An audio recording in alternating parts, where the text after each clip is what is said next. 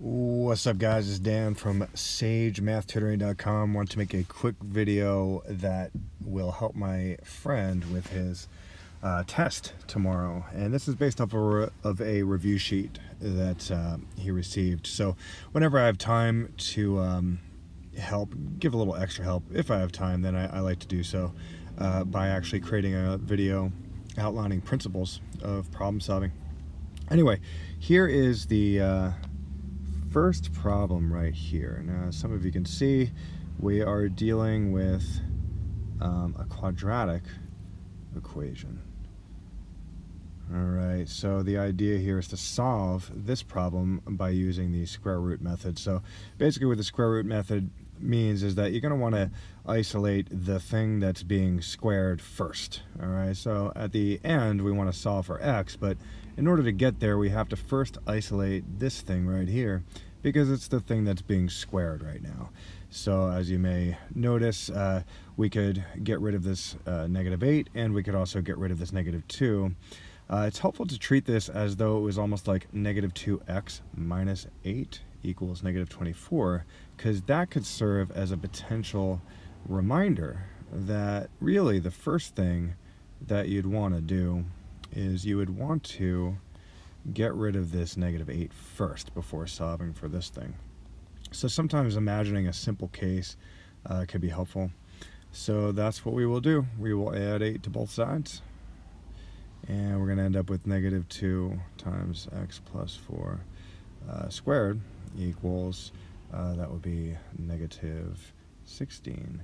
And at this point, it's a matter of dividing both sides by this negative 2. That would result in x plus 4 squared equals positive 8. And then now we're ready to do the actual square rooting action of this, and that looks like using these big square root symbols. Don't forget to do the plus minus thing over here. That's a good habit to get into. And then we have x plus 4, because this square root symbol crosses out with that 2. And then we have plus minus the square root of 8. So at this point, we could actually simplify this radical 8 right here, and I'm going to trust that my student knows how to do that and would know that that radical 8 is actually 2 radical 2. And at this point we are ready to solve for x. Solving for x would mean subtracting 4 from both sides, and that would cancel. And this negative 4 cannot be combined with this positive minus 2 radical 2 because of this radical here. So radical 2 is a very famous irrational number, and if you have a radical like this, you're not going to be able to combine this with the negative 4. So we're kind of stuck with this answer where it's x equals negative 4 plus minus 2 radical 2. Now, make no mistake about it, there are two solutions to this problem. X equals negative 4 plus 2 radical 2. X also equals negative 4 minus 2 radical 2. Alright, so that is problem number 1. Let's erase some of this stuff. And once again, that is an example of using or solving by the square root method. We'll just go to a new page. So the next problem is 3 times x minus 2 squared equals 48. Similarly, we're going to want to isolate this number that's being squared. Whatever is being squared is what you want to isolate first, and the way that we would do it is by dividing both sides by 3. That of course cancels that out, and then we end up with x minus 2 squared equals, that would be 16. What, 16 times 3? Yeah, that would be 16. So then you would have to, of course, take the square root of both sides. So that looks like a big square root symbol there, and then plus minus, and then we end up with x minus 2 equals plus minus 4. That is, of course, because this square root symbol cancels with this 2 right there. So we're in this position here where we have a plus minus 4 and x minus 2. Now we're absolutely ready to solve for x by adding 2 to both sides. And then we end up with x equals 2 plus minus 4. Now this situation down here, the x equals 2 plus minus 4, notice how this second number, the number here that's next to the plus minus, unlike the problem that we just did, this 4 is a rational number that could actually be combined with the 2. But keep in mind, we've got 2 plus 4 and we've got 2 minus 4. So we actually have to take both of those into account. Obviously 2 plus 4 equals 6 and 2 minus 4 equals negative 2. So those would actually be your answers. It would be negative 2 and 6. So once again, quadratic equation featuring 2 answers. All right, the third problem is the following. We've got 4 plus x plus 1 squared plus 3 equals 27. Similarly, we're going to want to get rid of this number right here. In this case, it would be a matter of subtracting it. So we end up with 4 times x plus 1 squared equals 24. Then we're going to, similar to the last problem, divide by 4. And that would cancel this with that, leaving us finally, or at least for now, with x plus 1 squared equals 6. So that's where we're at right now, and as we've been doing, we take the square root of both sides, don't forget the plus minus, and then we end up with x plus 1 equals plus minus the square root of 6. Now, maybe upon some investigation, you would recognize that this 6 cannot be simplified, or this radical 6 cannot be simplified anymore. So we're kind of stuck with this radical 6. So what that means is you just kind of carry on as we did with the first problem by subtracting 1 from both sides. And that would cancel these, leaving us with x equals negative 1 plus minus radical 6. And it's good when you subtract a 1 from both sides and you have this plus minus number. It's better form to have a negative 1 on the left hand side. It's always better form to have the plus minus in between the two numbers, just so you know. So that's the answer to that one. Fourth problem. This is the first problem where the teacher is asking you to solve by factoring. All right, so that's sort of highlighting the fact that there are different ways of solving quadratic equations. In this case, there is an invisible coefficient of 1 right here, so we don't have to worry about things being too complicated. All you need to do is focus on this positive 32 and ask yourself, what are the factors of a positive 32 that when you add them together, they would give you a negative 12?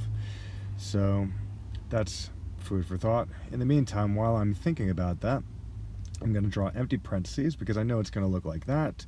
I also know that there's going to be an x here and an x here. So when you know stuff, just draw it. When you know stuff, just write it down, just to stay in the flow with it. Once again, what are the factors of positive 32 that are such that when I add them, I get a negative 12? Well, you've got 1 times 32 is 32. You've got 2 times 16, that would give you 32, and so on. So you could go through the motions in that regard, but some of you might already be recognizing that it would indeed be a negative 8 times a positive 4. Why is that? Well, that is because a negative 8 times a positive 4 would give you a oh wait, my bad, made a mistake here, sorry guys. That would be a negative 8 times a negative 4 right there. And the reason for that is because a negative 8 times a negative 4 would give you a negative, or a positive 32, because a negative times a negative gives you a positive, and a negative 8 plus a negative 4 would give you a negative 12. So that's the idea. By now, my student definitely knows that when you see something like x minus 8, well, that just means that one of the answers is most definitely 8. And whenever you see something like x minus 4, that means that one of the answers is 4. All right, so that's the answer to that one. We've got 2x squared minus 3x minus 20 equals 0. So at this point, we have a little bit of a different situation. It's another problem where the teacher wants you to solve it by factoring. But at this point, we've got a 2 as the leading coefficient right here. Now, believe it or not, that actually makes things significantly more challenging.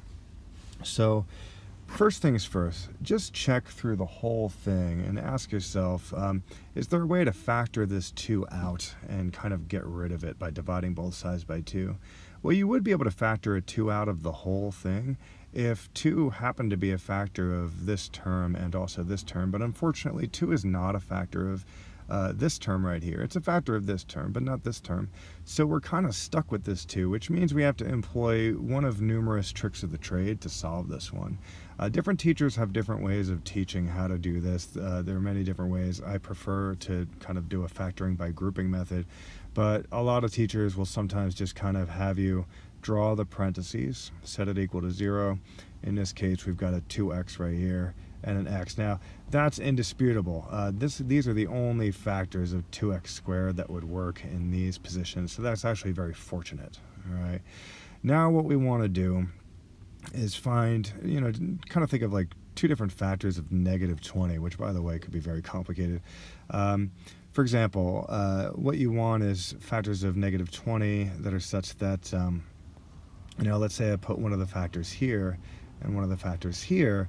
You want it to be such that when you multiply this times this and then you add it to this times this, you're going to end up with a negative 3. All right, so I'm going to say that one more time.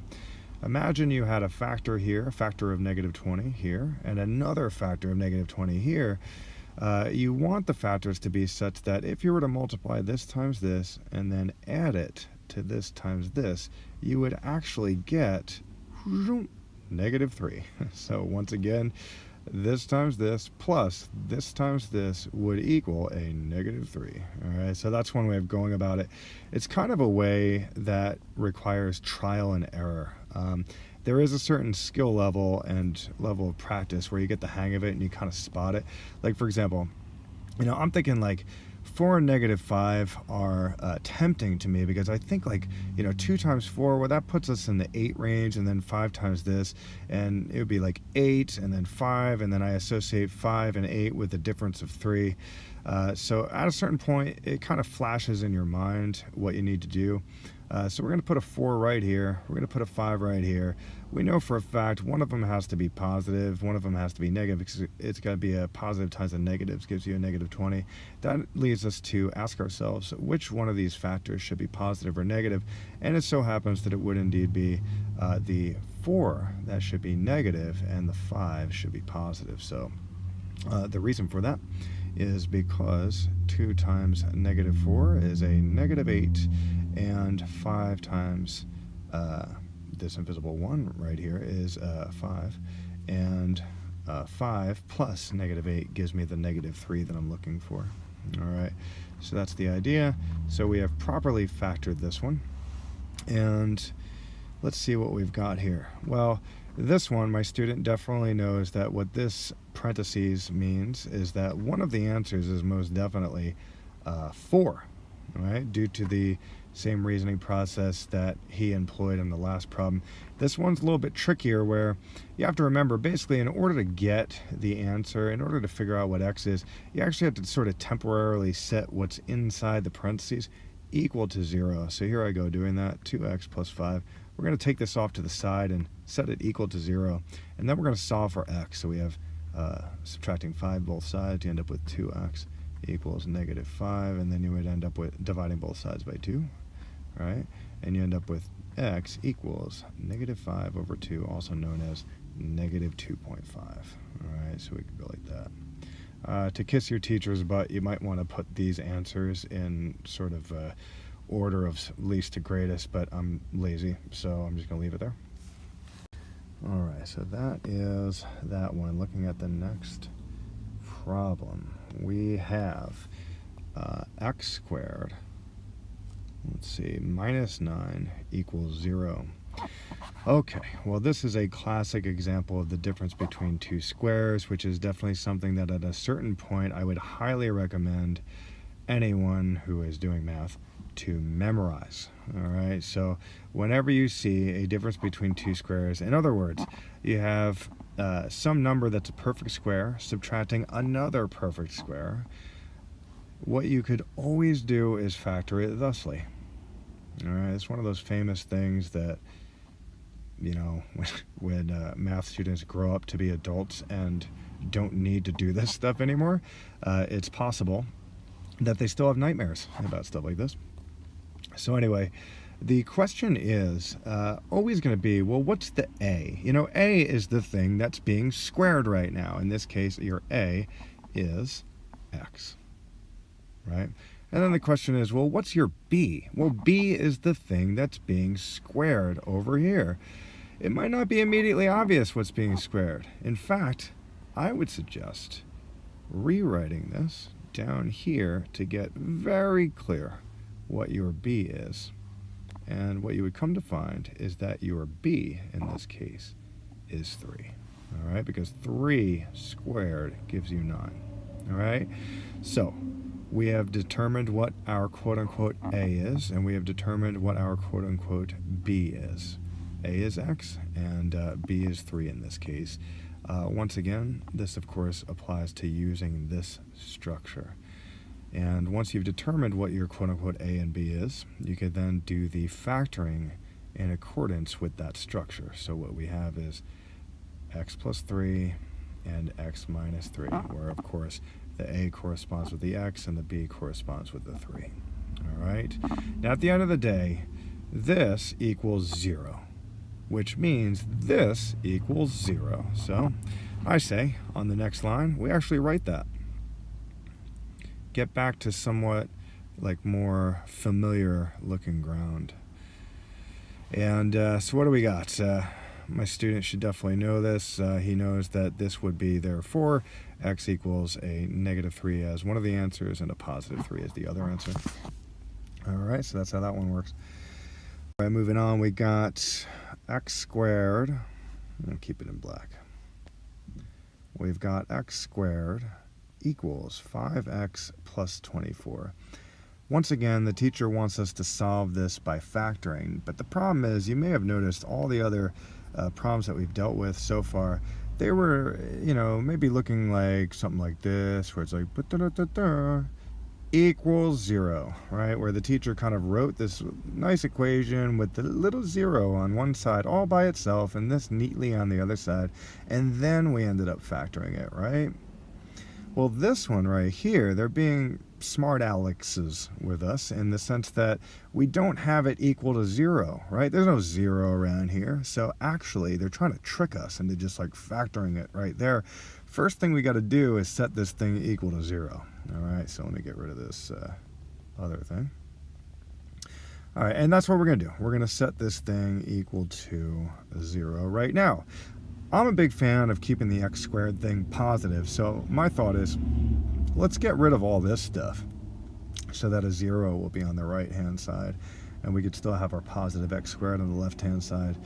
Clearly, that would be a matter of subtracting 5x and a 24 from both sides.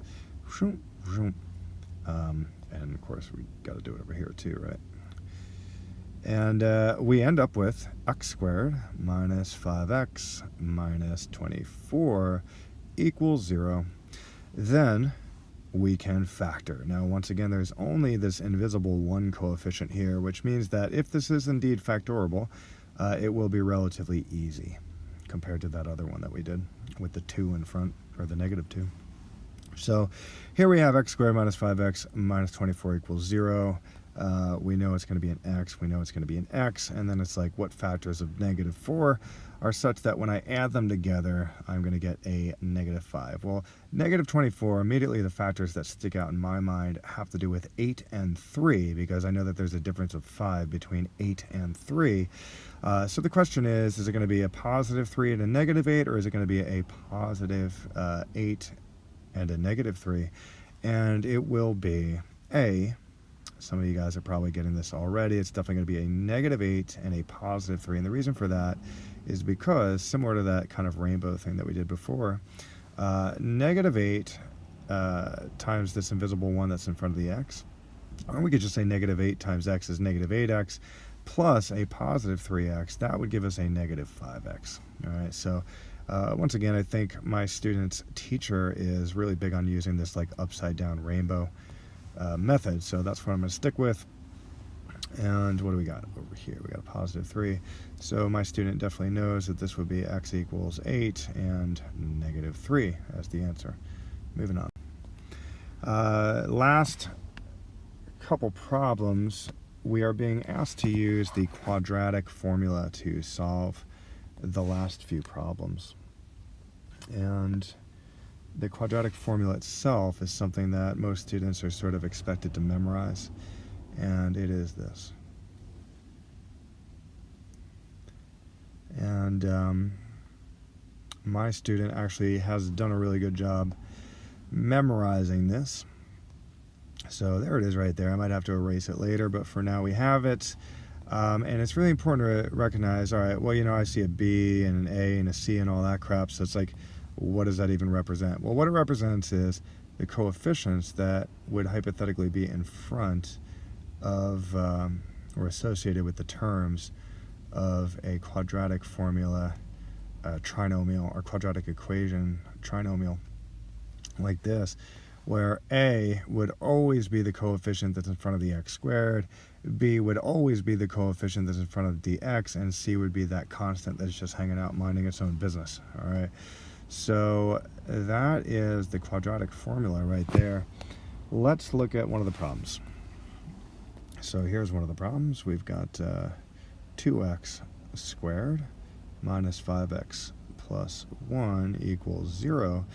And clearly our A is 2, our B is negative 1, and our C is that. Now, I am a big fan, when using the quadratic formula, I'm a big fan of writing the quadratic formula, but drawing empty parentheses where the letters go. And this is a really great way of just staying super organized with it and not making careless mistakes when it comes to the like negative numbers.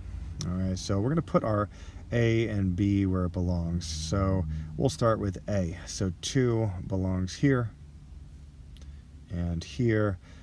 B, we have negative 5 right here, and we have negative 5 right here, and then we've got C, which goes right here. So showcasing the value of using parentheses, focusing right here, notice how it was a negative, and then we had to plug in a negative 5 here. That's why I like the empty parentheses approach, because you know it's going to be a negative B over here, right? So it's like negative empty parentheses, and then we just put in our B. Our B is negative 5. And the reason why that's good is because now we can very clearly see that it is a negative 5, which will, on the next line, be a positive 5. All right, so those of you who are experienced with this stuff definitely understand the value of keeping it clean like that, where you can clearly see, not make careless mistakes. So we got x equals positive 5 plus minus, and we've got a 25. So it's definitely a 25 due to the negative 5 squared. This could get a little bit tricky. My student and I discussed probably the least confusing way to go about this is to just kind of multiply straight across. It's a negative 4 times a 2 times a 1. So that would be a negative 8. So actually you just write negative 8 right there. All right, and it will end up being a subtraction situation, but you just write negative 4 times 2 times 1. That gives you a negative 8. So you just write a negative 8 right there. All right. Then put it all over 4, and let's see where this goes. Oh, of course that happens. That always happens. I don't understand this app sometimes. I gotta be honest. It's kind of weird. Like, why would that separate? So here we are, and let's simplify this one more time by calling it x equals 5 plus or minus 25. That's radical 17, and everything's over 4, and that's actually the answer right there. I think the teacher would probably be happy with this. You could split it into 5 over 4 plus minus radical 17 over 4, but it's okay to just have like one single denominator with this like upside down triangle type answer. I think that should be fine. All right, moving on to the next problem. So what we have in the next problem is 3x squared plus 2x minus 4. Now I'm going to assume you guys kind of know the quadratic formula by now. So I'm just going to write this. Notice the empty parentheses, of course. And guess what I'm going to do? Just going to put in what belongs there. I always think of B as the star of the show when it comes to this. 3 is right there. I guess A could be the star too. And then we have that. Right, let's figure this out. We got -2 plus minus. Well, what's going on in here? We got a 4. Once again, -4 times 3 times -4. Well, that would be a positive 48. So we're just going to write that. Just going to write positive 48 to avoid confusion. And then we're going to move on with our lives. We end up with 6 right there. We'll see if the app separated. Well, look at that. Didn't separate the denominator this time. And then we end up with -2 plus minus, what would that be? 52 over 6. Cool. 52. Let's see. Not divisible by 3. Let's see what the factors of 52 are right here. 2 times 26. And that would be 2 times 13. Huh. So we actually have 2 squared present. So what that means is 2. My student actually knows how to do this, which is really cool. Actually, you can extract that 2 out, and it leaves this poor bastard 13 behind, and then we have 6 right there. It's possible that the teacher will be happy with that as an answer, but it's possible that the teacher might also want us to sort of reduce the -2 over 6 and the positive 2 over 6. Without getting into a whole lesson about how to do that, just know that this and this both could reduce with that, where this would become a -1, this would become a +1, and the negative, by the way, is right here, and this would, 6 down here, would become a 3. So that would be what, -1 plus minus radical 13 all over 3. That is the answer. All right, one more problem. And the next problem is this. Let's see, -2x squared minus 6x plus 1 equals 0. Quadratic equation would have us write this. And then 2 times that. Okay, filling it in. What belongs here? Well, that would be -6, -6, -2, and 1. And then we got a -2 right there. And working it out right here, let's see, x would equal +6, right? Because -6, thank God for the parentheses, plus minus 36. Okay, being very careful here. -4 times -2 times 1. -4 times -2 is a +8 times 1 is a +8. So, just gonna write that all over -4. Okay. Then, all right, then we end up with x equals 6 plus minus 36 plus 8 is 44. I see a perfect square in there, and then we have -4. All right, so we're going to, well, work this out up here. The radical 44, that turns into 2 radical 11. I'm going to hope that the people watching this video sort of understand how to simplify radicals. So that'd be 2 radical 11 all over -4. Now, once again, the teacher might be cool with this. I'm sure the teacher would even breathe a sigh of relief that you got this far. But you could reduce the 6 and the -4 and the 2 and the -4, because 6 and -4 are both divisible by 2, and 2 and -4 are both divisible by 2. So this would become a 3, that would become a 2, and this divided by 2 becomes a 1. That's kind of weird. Let's not worry about it, because once again, I do believe you will get credit, and I don't have time, literally, right now to get into why it works out that way. But here we go. That is the answer to this problem. We got 3 plus minus radical 11 negative 2. So I'm really hoping I didn't make any careless mistakes here. It's possible that I did. I actually have a tutoring client coming up right now, and I am parked on the side of the road awkwardly making this video. But hope that was helpful for anyone who could benefit from it. This has to do, once again, with quadratic equations and solving by various means.